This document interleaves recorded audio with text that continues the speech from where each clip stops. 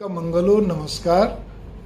जो व्यक्ति आपकी जरूरत पर भरसक प्रयास करता है आपकी मदद करने के लिए, जितना उससे हो सकता है और आपको दिखता है वो प्रयास कर रहा है, जो व्यक्ति आपको क्या कहते हैं दुख के अंदर आपके साथ क्या कहते हैं या तो खड़ा है या फिर ये है कि आप उसके पास जाते हैं, आप संतापित हैं, दुखी हैं, आंखों में आंसू लिए हुए हैं, भाव विवल हो रहे हैं और वो आपको अच्छे ढंग से आपको समझाता है, आपको अच्छी सलाह देता है, जिससे आपका संताप कम होता है, आपके आंसू रुक जाते हैं। ठीक है ना, आप इस चीज़ पे गौर करके चलिए। इसी प्रकार से जो व्यक्ति आपको क्या कहते हैं अच्छी काउंसलिंग के द्वारा अच्छी तरह से साहस पैदा करता है आपके अंदर, तो पहली बात तो ऐसे व्यक्ति जिनमें सारे गुण होते हैं, ऐसे व्यक्ति बहुत कम मिलते हैं। और जो मिलते हैं तो हम क्या कहते हैं उनके प्रति बस वो उस समय तक तो हमारा जब दुख खत्म, संताप खत्म, काम होगा जयराम जी, उससे ज़्यादा हम दिमाग नहीं लगाते। अरे भाई आप उसमें मत दिमाग लगा, कोई दिक्कत नहीं, लेकिन कम से कम भगवान ने आपको 2 आंखें दी हैं, 2 पैर दिए हैं, ठीक है ना। आप कम से कम इस चीज़ का तो गौर करिए कि जहाँ भगवान के प्रति कृतज्ञता प्रकट करनी है और वो जब इतना अच्छा बोलता है, इतना आपको अच्छा साहस देता है, आपको हिम्मत देता है, आपके दुख में आपके आंसू पहुँचने का उसके शब्द काम करते हैं, ये उसके विचार आपके संताप को कम करते हैं, ठीक है ना। आपके लिए हर तरह से मदद करके जो भी कुछ उससे बनता प्रयास करते हैं, तो अपने बच्चों को सिखाइए,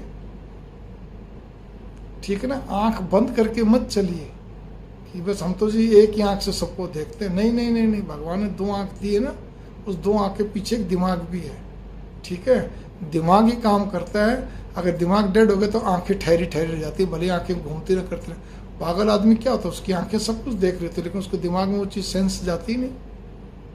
तो आंखों के पीछे क्या है, मस्तिष्क। भगवान ने 2 पैर दिए हैं ना, हम 2 पैर से चलते हैं, लेकिन मेरे को भी किसी ने बताया, हमारे मित्र ने, कि जी हम चलते एक पाँव से।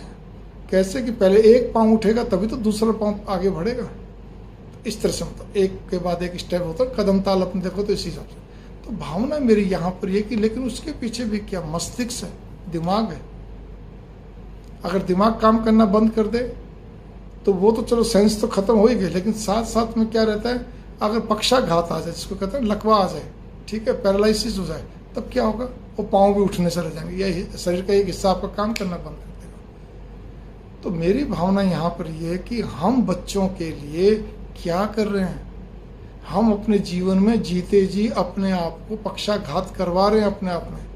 खाली किस लिए, जी पढ़ेगा कि नहीं पढ़ेगा, कितना पढ़ेगा, क्या करेगा, इसका भविष्य कैसा रहेगा, कुछ कमाएगा कि नहीं कमाएगा, कौन सी लाइन में जाएगा, या बच्चा और हो गया तब कौन सी लाइन, और इससे ज़्यादा हम दिमाग ही नहीं लगाते। शादी कब होगी, प्रमोशन, मतलब इसका कहते हैं बस प्रमोशन कब होगा, सर्विस कब लगेगी, इसकी बजाय ये सर्विस में भी तो दूसरी कब लगेगी, ट्रांसफर, हम खाली इसी में ही लगे रहते हैं। अरे भाई अपने जीवन को आप क्या कहते हैं एक प्रकार से अदृश्य रूप में आप पक्षाघात मत करवाइए, बाद में नहीं तो सिवाय टीस के और कसक के कुछ नहीं निकलना। और ममता ऐसी अंधी होती है, हम फिर भी पीछे पड़े रहते हैं, ठीक है ना। इतने बड़े बड़े महापुरुष महात्मा ज्ञान देते हैं, ठीक है, जो दे गए वो और जो दे रहे, हम बस उनको सुनते हैं थोड़ी देर के लिए, आत्म विभोर भाव विभोर सब कुछ जाता है, उसके बाद फिर वही ढाक के 3 पार, फायदा क्या।